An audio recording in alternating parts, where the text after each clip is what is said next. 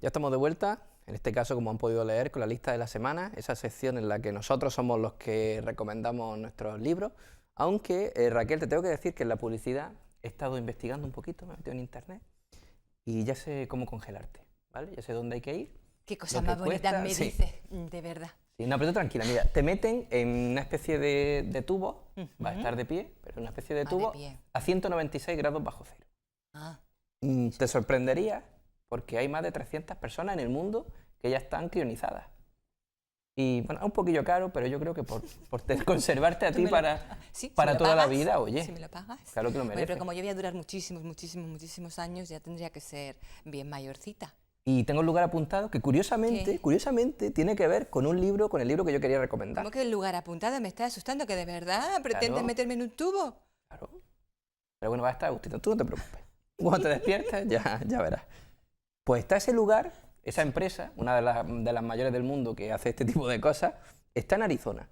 Y en Arizona también está el Área 51, que tiene que ver con el libro que les quiero recomendar. El Área 51, seguro que Raquel a ti te suena o no. No creo. Sí, que es donde tienen metido todos los ovnis y esas cosas, ¿no? Bueno, pues eso dicen. De hecho, hay muchas leyendas falsas, leyendas urbanas y otras cosas que son verdad. Pues este libro, que se llama Área 51, la historia jamás contada de la base militar más secreta de América. Esta base, como digo, está a unos 120 kilómetros de Las Vegas y muy cerca de donde te vamos a congelar.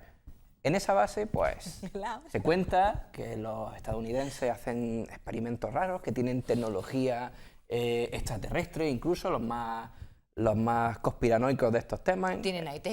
Sí, bueno, a ET no sé, pero al que cayó en Roswell en 1947 seguramente lo tengan allí. Es un libro, lejos de lo que se pueda pensar, no es un libro de ovnis ni de extraterrestres, es un libro de experimentos, de maquinaria y de cosas que se hacen en secreto en ese Área 51. Pero no va de extraterrestres, solamente de experimentos. Se toca un poquillo el tema. O sea, no es un libro de ovnis, pero uno aprende mucho de ovnis con este libro, porque recuerda, Raquel, y recuerden, queridos oyentes, que los ovnis no tienen por qué ser extraterrestres, ni marcianitos verdes, ni nada de eso. Son objetos voladores no identificados. Yo iba a recomendar más libros, pero me lo voy a dejar para la semana que viene, porque Raquel me trae recomendaciones, Raquel. Sí, también me toca a mí. Además, me siento muy orgulloso. Gracias. He traído dos recomendaciones muy diferentes, pero las dos me representan. Una faceta de mamá y una faceta de periodista. Qué bien. Empiezo con la de mamá, ¿vale? Vale. Recomiendo muchísimo este libro, no solo por lo que conlleva. Este es El monstruo de la alegría. Te lo presento. Qué bien. El monstruo de la alegría. ¿Y es amarillo? Es amarillo. ¿Por qué? Porque en este color, de verdad, muy recomendado para los niños que están comenzando a leer, o bien que aún no lo saben, pero que sí es bueno que ellos identifiquen los colores. Se llama El monstruo de los colores. Dependiendo de cómo está el monstruo, está confuso, entonces tiene muchos colores. Se va a identificar su sentimiento, su estar con un color. Amarillo es alegría, la tristeza es azul. El rojo es el cabreado, ¿verdad? El rojo es la ira, el verde la calma, el amor rosa. Y lo que tiene más bonito que a los niños les vuelve loco es que es un libro pop-up que está muy de moda ahora. Entonces, en todo momento, los niños, este es el monstruo de los colores. Hoy se ha levantado raro, confuso, aturdido, no sabe muy bien qué le pasa. ¿Ya te has vuelto a liar? No aprenderás nunca. Y entonces, aquí lo ves liado. No lo voy a enseñar entero para que sea una sorpresa cara, pero de esta forma el monstruo de los colores va identificando, dependiendo de su estado, con un color. Este es el amarillo, la alegría, y así los diferentes colores.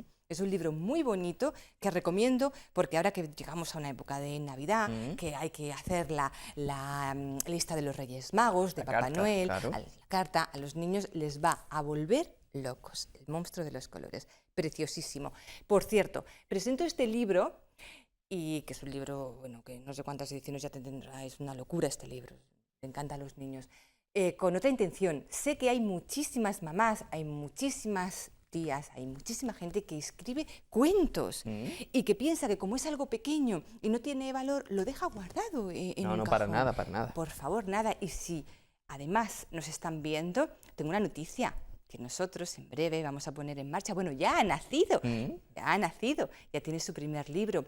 Una línea editorial solo dedicada justo a eso, a nuestros peques. Y me encanta el nombre. Okapi. Ahí, Okapi libros. Okapi. Ese Okapi. animalito. Ahora me tienes que explicar a mí lo de misterioso. Okapi porque Bueno, lo que te gusta de Okapi, ¿eh? Okapi es un bichito. animal un poco singular. No es tan bichito porque es grande, ¿eh? Sí, es grande, Puede pero ser más grande que nosotros. tiene una pinta todo rara. Es una mezcla entre burro, jirafa, cebra. Es una cosa muy rara. Y a mí me fascinaba de pequeño. De hecho, siempre soñaba con ver un okapi. Y a veces hasta dudaba de si era real o si era una invención de la televisión. Y vi uno hace poco, Sí, en Berlín. pero lo viste por ahí. No, en el Ah, zoo de bueno, Berlín. tío. No, espera, yo tenía uno localizado en Nueva York, en el zoo del Bronx, pero no sabía que en Europa había. Y en un viaje, ¿Has encontrado tu en Okapi? Berlín, encontré un zoo que tenía un okapi. Luego lo volví a ver en Dublín. Pues ahora la literatura, el mundo de la edición, tiene su propio Okapi, que es el nuestro. Y Raquel, ¿sabes qué me ha dado una idea con lo del muñeco? ¿Sí? ¿Tú has traído hoy este muñeco? Pues recuérdamelo, que yo me voy a traer una muñeca otro día. Ay, no. Que te va a encantar. Que sé qué muñeca es, por favor. te va a ¿verdad? encantar. Sí, no, no Que a traigo mí, ya tú el ya monstruo. sabes que a mí los muñecos que me gustan son los de Chucky, Muñeco Diabólico y compañía. Pero el monstruo de la alegría también te queda bien, A mí ¿eh? me gusta, me gusta. Vale. Y mi segunda recomendación, ahora ya más en esa parte relacionada con el periodismo. Este libro que traigo es de cuando yo estaba en la universidad, ¿eh? Anda. En la universidad. Sangre fría. Este libro lo recomiendo de corazón, seas periodista, seas universitario, seas lo que seas. Hay que leer A Sangre Fría, de Truman Capote. Y lo he traído sobre todo porque te quería hacer también a ti un guiño. ¿Ah, sí? ¿Por qué? Te quería hacer yo no sé si te lo has leído, pero este es un trabajo de investigación muy similar a lo que tú haces. Lo que pasa es que este hombre se tiró 6 años. ¿Vale? Para él, en un momento dado, como periodista, se entera de un asesinato macabro, no lo siguiente, en Kansas, de una familia granjera, muy sencilla, en el que lo único que se sabía que se habían robado $50, entonces no se encontraba una explicación. Claro. Era muy raro ese crimen tan... Un crimen, además, desgarrador, ¿eh? Bueno, entonces este hombre lo que hace es comenzar a investigar 6 años. Se hace amigo de todo Dios, de todos los policías, de la familia, todo, investiga. Durante el proceso, la policía, bueno, pues llega a saber quién ha podido realizar el asesinato. Hablamos de dos personas. Voy a utilizar esta palabra, aunque no sé si luego me regañarán los próximos invitados. Si no te regañan. Locos, totalmente locos, porque no tengo otra palabra para describir a esos dos. Totalmente locos. Y de esta forma aquí se describe de una forma, a través de este libro nace lo que se conoce ahora como la novela no ficcional o la novela periodística, porque él va contando a través de su narración, pero como periodista, este libro está totalmente verídico. Lo recomiendo. Yo no sé si habrá en el mundo alguien que no haya leído esto, pero No si creo. no lo ha hecho, a sangre fría, por favor, ¿eh? Para que veas que también tengo mi lado... ¿A que te he sorprendido? Me ha sorprendido mucho. No, yo cuando has sacado lo del título y me has dicho que es un guiño a mí, pensaba que me ibas a decir que estaba frío. Que yo era muy frío. No, por favor. Y Es calculador. porque me recuerda mucho tus libros en los que investigas mucho, te acercas a los pueblos y estás como has contado ahora con este caso. No, y además que aquí es Truman una obra Capote maestra de la lo hizo. literatura. Y para aquellos que no lo saben, también este es el autor de Desayuno en Tiffany's, que quien no conoce esa película más que el libro, que ahí duele. A mí me gusta más este. Bueno, yo me quedo con los dos.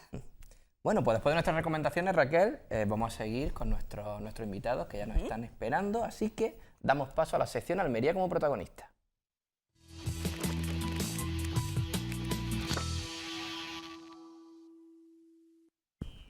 Dos invitados, creo que Raquel es la primera vez que tenemos dos invitados a la vez en este programa. Lo vamos a repetir. Vamos a repetir porque creo que además los que vienen hoy a hablarnos van a tratar un tema muy interesante. Es un proyecto que se llama Filosofía en la calle, que también tiene que ver con las letras, por supuesto. Yo no sé a ti, Raquel, si has leído alguna vez filosofía, libro filosófico. A mí en la universidad me dio por leer a Kant y a Descartes, fíjate. Qué bueno es, pues eso, estar preparado, ¿verdad? Pues filosofía en la calle, porque dicen, ahora nos lo contarán, que la filosofía está muriendo. Y a mí eso me entristece mucho. Vamos a dar ya, si quieres, la bienvenida a nuestros dos invitados. Antonio Guerrero, ¿qué tal? Muy buenas noches. Buenas noches, muchas gracias. Y Jorge Cordi, ¿qué tal? Encantado. Muy buenas noches y gracias. Igualmente, pues filosofía en la calle. La primera pregunta es obligada. ¿En qué consiste este proyecto? Pues es un proyecto multidisciplinar, que estamos en la tercera edición del proyecto, se está celebrando ahora mismo en el Museo Provincial de Almería y consta de una conferencia que la tuvimos el día 23 y luego inauguramos de forma permanente hasta el 14 de enero exposición de fotografía, de escultura y un video performance que está ahora mismo proyectándose en el museo. Y es un proyecto que hace en sí mismo, como proyecto multidisciplinar, una crítica a la filosofía teórica, académica y es una solicitud al mundo de la filosofía para que los contenidos de la filosofía los devolvamos a la calle, al ágora, a la plaza pública, que es el lugar natural de la filosofía, ¿no? Claro, es que la filosofía es calle, de ahí sale. ¿Qué nos está pasando? ¿Por qué nos estamos alejando? ¿O es que se ve de otra forma y lo que hacemos sí es filosofía sin verlo o sin saberlo? No sé. Pues el momento actual de la sociedad es un momento, bueno, esta mañana lo dije en otro medio, de modernidad líquida. O sea, la sociedad es frágil, hemos vuelto a la sociedad de las masas, no hemos dejado de la sociedad de unos individuos, vivimos en esa llamada, entre comillas, posverdad, que es un mundo de opiniones, no de verdades, y la filosofía tiene que tener un papel ahí. La filosofía no puede ser tan pasiva como está haciendo hasta ahora, que se queda dentro del aula, encarcelada en una aula. Tiene que tener una visión activa de la sociedad para solucionar los problemas y las demandas de la ciudadanía, obviamente. Este proyecto estoy viendo aquí el folleto, dura hasta el 14 de enero, con lo cual todavía hay gente que puede disfrutar de él. Y veo que es totalmente multidisciplinar, hay gente que toca muchos palos y veo nombres muy conocidos por nosotros o por mí, como por ejemplo nuestro querido Manolo García Iborra, que aquí le mandamos un saludo. Algún día lo invitaremos para que nos cuente, nos hable de literatura, que yo creo que pocos saben tanto como es. Cayetano Aranda, que me dio clase a mí en la universidad y que además ha publicado con Círculo Rojo. Manuel Fernández Castilla, que es de mi pueblo, de Santa María del Águila, Raquel, uno de la aldeilla en este proyecto filosófico. Y también a nuestro otro invitado de hoy, Jorge Cordi. Jorge, ¿tú en calidad de qué? Estupendo.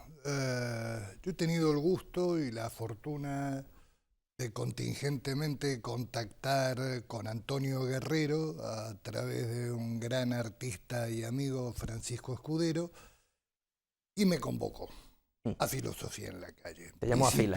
Como ustedes saben, yo no soy filósofo de profesión. ¿Psicoanalista? Soy psicoanalista. Interesante, ¿no? Porque de alguna manera el vector que señalaba Antonio, ¿no?, concierne a una disciplina de cómo extender el academicismo para que el filósofo no sea un funcionario de la filosofía. Es decir, estaríamos más probablemente con Heidegger en 1938 en qué significa pensar. Singularmente yo intervine con la ponencia mía, la intitulé Sujeto, una barra, subjetividad, ¿no? Porque justamente, la pregunta que hacía Raquel antes, ¿no?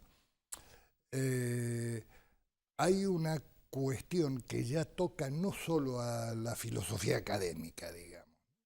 Psicoanalista, lo que comprobamos es que hay una especie de mutación, de torsión a lo largo de las racionalidades, y justamente en el neoliberalismo, que no es lo mismo que el capitalismo, ¿no? El capitalismo fundó, digamos, en esa época se decía que a Londres la erigió la libre competencia.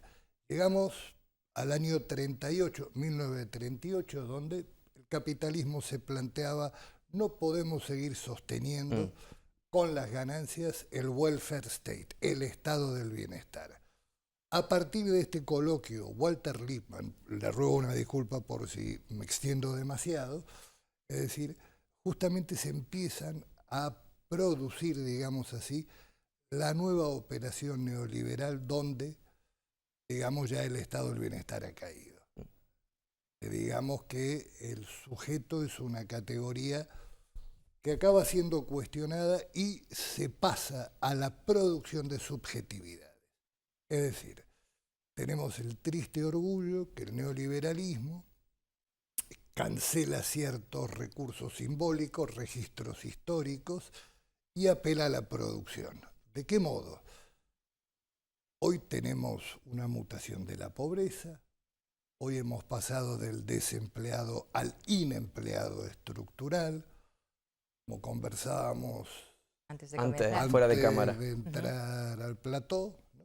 Como que citábamos a este antropólogo de Barcelona, Roger Bartra, que reside en Ciudad de México, DF, donde él anunciaba, ¿no?, que en realidad las redes sociales son otro modo de producir subjetividad, pero con una singularidad, que extienden la soledad. Hoy es extendido, de golpe ver, gente que declara tener una ratio de, entre comillas, amigos, 5.000, 3.000, Sí.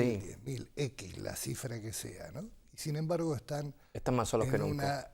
más solo que la una, iba a decir en una soledad lesional, donde se disuelve el vínculo. Entonces, claro, plantear que un psicoanalista esté, gracias al amigo y a los artistas que han participado, filósofos, un teólogo, es decir, es la manera de reintroducir una interrogación conjetural, sin garantías, pero que sea en el orden del diálogo. Qué interesante. Sucintamente lo sinoptizaría así. Y Antonio, tú como director o cabeza visible de este proyecto Filosofía en la Calle, ¿cuáles son tus sensaciones? Porque creo que ha ido evolucionando. Claro, el proyecto, estamos como dije antes, la ¿Esta es el tercera tercer año? edición. Tercera edición. La primera sucedió en la librería Sintagma, Ah, qué fue bien. el último acto público de esa librería, Sí. fue una conferencia, automáticamente nos trasladamos al Instituto Fuentenueva de Ejido, hicimos conferencia más performance, tuvo un gran seguimiento a aquella segunda edición y en esta tercera edición hemos llegado a un grado de madurez muy alto porque han venido artistas fotográficos de todo el territorio nacional Sí. y los participantes son muy conocidos en Almería, por supuesto, y nos han llovido ofertas de repetir este proyecto en otros lugares, como en la Universidad de Murcia, que será la cuarta edición. Sí, pero ya está. Os vais a Murcia. Sí, sí, ya nos vamos a Murcia, estamos ya gestionando el espacio allí. Hay una persona que lo está haciendo justamente de ese proyecto, de esta tercera edición. Y en esa cuarta fase, cuarta edición, nos acercaremos más al objetivo inicial, que es la conquista del espacio público. Haremos acción en la calle, en la vía pública, además de repetir todo este mismo de la tercera edición. Hablamos Las de acción en la exposiciones, calle siempre a través de la cultura, porque A través de la aquí, cultura, claro. estamos Es hablando lo- de escultura, de performance, la verdad es que la idea es muy buena. ¿Difícil preparar un...?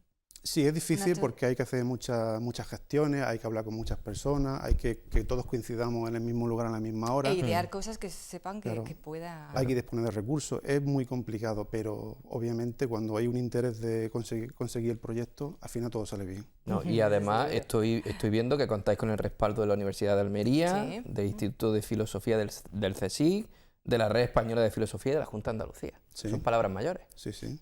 Hemos tenido mucha suerte con los avalistas. Y Muchísimo. todavía, lo volvemos a decir, todavía no ha acabado, hasta el 14 de enero se puede disfrutar y me imagino que la acogida, por lo que estáis contando, es estupenda. Sí, yo me quedé muy sorprendido aquel día porque no me esperaba, la verdad, que fuera tanta gente. Estuvo allí el delegado de Cultura, subimos luego a la inauguración, no cabía, la gente estaba por las escaleras porque no cabíamos en el mismo espacio. Realmente superó mis expectativas, pero muy mucho. Y me siento muy agradecido, por supuesto, por el arropo de la gente. Entonces la conclusión es que hay que echar la filosofía a la calle. Está Hay que claro. devolverla a la calle, a su Hay que lugar devolverla, natural. justo, ahí, hay que Porque devolverla. el conocimiento académico, si no se usa, no sirve para nada. La actividad contemplativa se queda ahí en el aire, ¿no? Hay que buscar un cauce para que ese conocimiento sirva para algo y dé sentido a las cosas, ¿no? Como decía, ¿para qué sirve la filosofía? Sirve para que otras cosas tengan sentido gracias a la filosofía. Pues llevemos la filosofía, obviamente. Y yo creo que es importante también que se lleve a los niños. A los niños sobre todo. Desde el principio, Sobre desde todo a los pequeños. niños, por supuesto. Bueno, Antonio, Jorge, ha sido un placer teneros aquí en este programa. Estaríamos hablando de este tema tan interesante, pero seguro por lo que contáis que nos emplazaremos para posteriores ocasiones. Por supuesto. Mucha suerte, hasta el 14 de enero pueden disfrutar de filosofía en la calle y el año que viene esperemos vernos en Murcia. Por supuesto. Muchas Por gracias. supuesto. Gracias a vosotros. Agradecido a ustedes. Gracias. Raquel, y aunque no te guste, no te vas a ir, no te dejo que te vayas, nos toca la sección de misterio. Ay, vamos. Antes, es que yo estoy todavía dándole vuelta a cómo congelar. ¿A ti te ha gustado? Bueno, ¿cómo congelar? Sí. Primero te desperté y luego ya Vale. hablamos, ¿vale? Venga, vale. Que Walt Disney no está congelado, ¿eh? Ya. Mucha gente lo piensa y Sí. nuestro querido almeriense, Yo lo pensaba, ¿eh? ilustre almeriense, no está congelado. Una leyenda urbana más que, bueno, para que veas el poder de la leyenda urbana. Así que vamos a darle entrada a nuestra siguiente sección, nuestra última sección, que es la Almería Misteriosa, y te voy a contar una historia. A ver.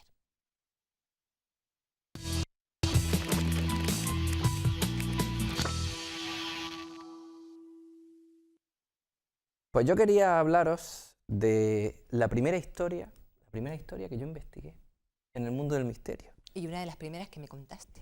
También. Qué bien. Pues ha llovido un poquito, ¿eh? Ya Parece que no, parece que fue el son otro años. día. No, ya son años. Tú te conservas igual que hace 10 años, pero Claro, yo no. es lo que tiene estar a ¿cuánto? ¿Cuánto grado eran? 196. Es lo que tiene. Bajo cero, 196 bajo cero. Bueno, se te queda el cutis estupendo. Wow. Pues hace 10 años, Raquel, Sí.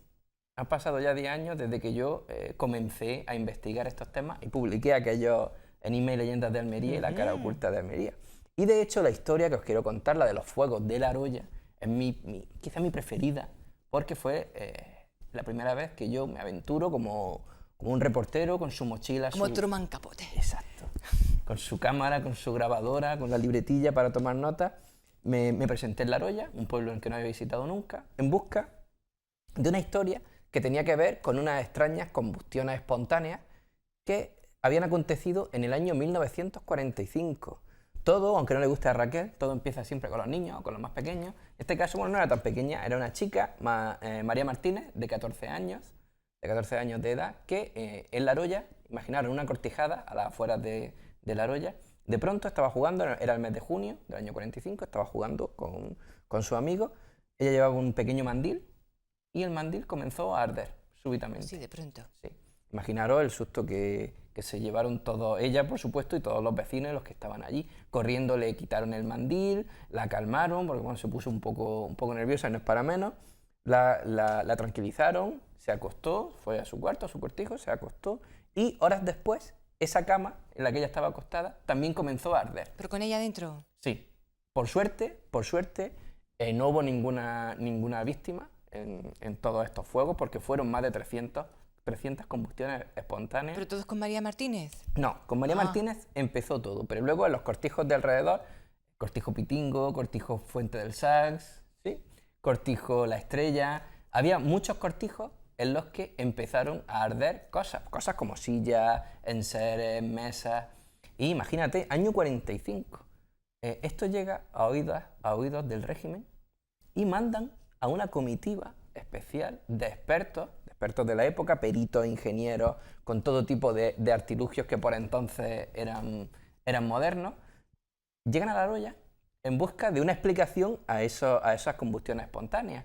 Y después de pasar varios días en el pueblo haciendo todo tipo de pruebas, la conclusión del ingeniero Cubillo, que hizo un informe, que por suerte lo tenemos, lo hemos rescatado, tenemos un informe de casi 200 páginas de este ingeniero de Cubillo, en el que después de todo ese texto, todas esas páginas, analizar suelo, atmósfera, hablar con la gente, hacer todo tipo de pruebas, su conclusión es nada más y nada menos, en el año 45, que lo que allí estaba pasando no tenía una explicación racional.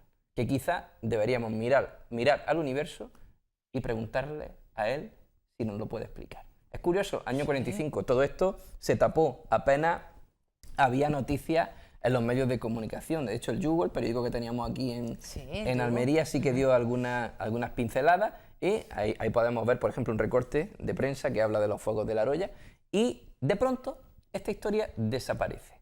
Nos interesaba que se contara, en aquel momento no, lógicamente las comunicaciones eran otras y había cosas que no era bueno contarlas, entonces el asunto se tapa y no se sabe hasta hace unos pocos años, cuando algunos investigadores acuden a La Aroya en busca de testimonios. Mucha gente, la que era pequeña en aquel momento, hoy siguen viviendo allí. Es decir, se tapa, pero sí crea lo suficiente interrogantes para que Ten en cuenta, Raquel, yo hablé con varias personas, por ejemplo, recuerdo a Manuel Medina, que él me decía que él sentía una pena porque seguramente se moriría sin que nadie le hubiera explicado qué es lo que él vivió allí. Él me contaba que tuvo que tirarse incluso cuerpo a tierra porque una de esas luminarias, porque hay quien hablaba de luminarias que se posaban en los objetos y de ahí salía el fuego, pues sin que nadie le diera una explicación. Nos contó, o me contó también, que este ingeniero, el Cubillo, el del informe, ¿sí? Ese es el cortijo donde se inició todo. Ese es el cortijo. La foto es la portada del informe de este hombre. Este hombre que te quería decir salió corriendo de La Aroya porque le dio mucho miedo lo que allí estaba viviendo. Al parecer él mismo se le incendió el aparato y una gabardina que llevaba. Se llevaron a gente detenida porque pensaron que eran pirómanos, pero los incendios seguían produciéndose. Y qué curioso, Raquel, y para que veas en aquella época también y pasa hoy en día, cómo las personas quedan marcadas, a veces injustamente. Cuando aquellos ingenieros se van de allí, cuando los fuegos desaparecen, porque solo están un mes, 300 fuegos, pero en el periodo de un mes, todo el mundo lo toma con María Martínez, con la niña. Vaya, con la que había Le ponen el empezado. apodo de la niña de los fuegos, ella no tenía culpa de nada, de hecho empezaron con ella, pobretita, y quedó marcada, para siempre fue recordada como la niña del fuego. Y algunas investigaciones recientes decían que la niña terminó suicidándose, porque se reían de ella, se metían con ella. Cuando yo estuve en La Roya y estuve hablando con la gente, me di cuenta de una cosa, que aquello no era verdad. La chica, que ya era una mujer, 30 años después de aquello, sí que se quitó la vida, pero por otros motivos.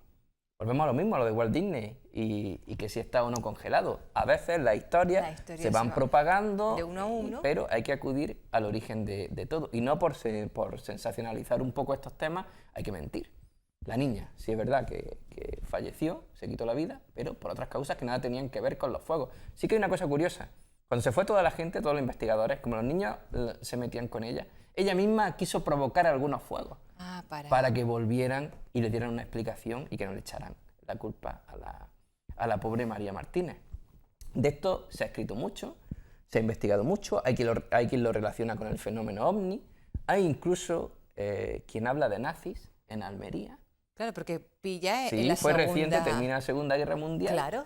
Y justo empieza esto. Hay quien dice, hay una investigación abierta y habla del proyecto Uranio, porque allí hay unas minas muy cerca de La Roya y cuentan que algunos nazis vinieron a Almería a investigar para crear el famoso oro nazi, que es un tema del que si quieres hablamos en otra ocasión, y hicieron una serie de explosiones, saltarían chispas, utilizarían gases o productos de los que no estaban habituados allí y que por eso se producían esas chispas, esas combustiones espontáneas. Se habló también de las cenizas de un volcán que había erupcionado en Italia en esa fecha, que podía haberlas traído el viento.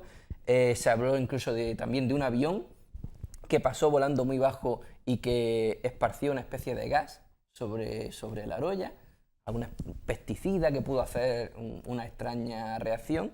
Hay incluso una explicación, bueno, no explicación, una teoría que es bastante descabellada y sé que a ti no te va a gustar, y es que el dios Rashef, el dios de la muerte, cuyo nombre significa ascua ardiendo, un dios cartaginés, al parecer los cartagineses que estuvieron allí lanzarían una maldición para todo aquel que quisiera explotar las minas que habían sido suyas, las minas cercanas a La Roya. Dijo, si nos vamos de aquí, nadie más podrá explotar estas minas, lanzamos esta maldición, nos encomendamos a Rashef y arderá todo aquel que quiera. Vaya cara que estás poniendo. Esta última sí que no. Esa no te última convence. no me convence Pero mucho. una explicación más. Yo estoy convencido, Raquel... Pero no hay a día de hoy una explicación. No hay una explicación, Raquel, porque aquello terminó, duró un mes y terminó. No se pueden hacer pruebas. Yo estoy convencido de que si hoy en día ocurrieran, seguramente esas combustiones espontáneas tendrían explicación. Hombre. Irían geólogos entendidos en la materia y con los adelantos que hay hoy, seguramente tuvo que ver con alguna reacción, algún gas que